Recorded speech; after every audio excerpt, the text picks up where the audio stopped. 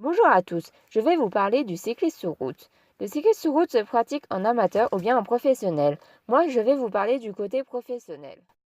Pour être cycliste professionnel, il faut bien sûr faire partie d'une équipe professionnelle. Pour cela, il faut avoir le niveau requis. Une équipe professionnelle est faite à partir d'un sponsor. C'est un manager qui va choisir le sponsor. Les sponsors vont être là pour aider l'équipe à financer tout un tas de trucs. Sans sponsor, une équipe professionnelle ne serait rien.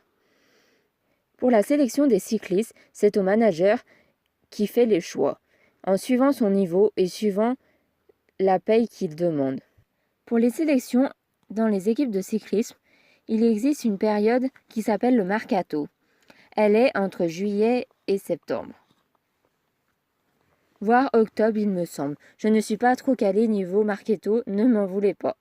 Pardon, mercato. Un cycliste professionnel est amené à faire plusieurs courses. Pour cela, il faut qu'il soit sélectionné, puisqu'il faut un certain nombre de cyclistes par course. Il existe plusieurs types de cyclistes. On a les cyclistes qui sont complets, donc qui possèdent un point fort pour toutes les catégories. Un cycliste qui sont plutôt pour les classiques. Des cyclistes qui sont plutôt baroudeurs, ou bien d'autres qui sont surtout sprinters, donc qui vont faire les arrivées au sprint.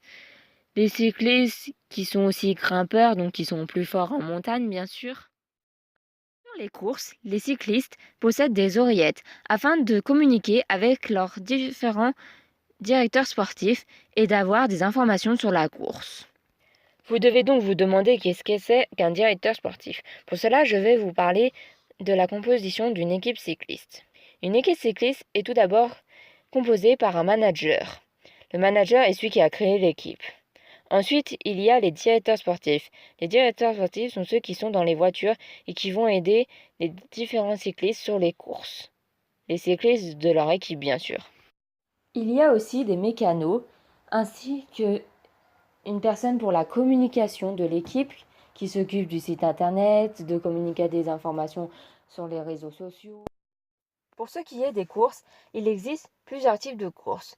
On a les courses par étapes qui durent une semaine, voire 3 semaines aussi. Ça, c'est pour les grands tours. Il y a 3 grands tours. Le Tour de France, le Tour d'Espagne et le Tour d'Italie. On a aussi les classiques qui durent qu'un jour, ou bien des critériums. Les critériums sont souvent après le Tour de France.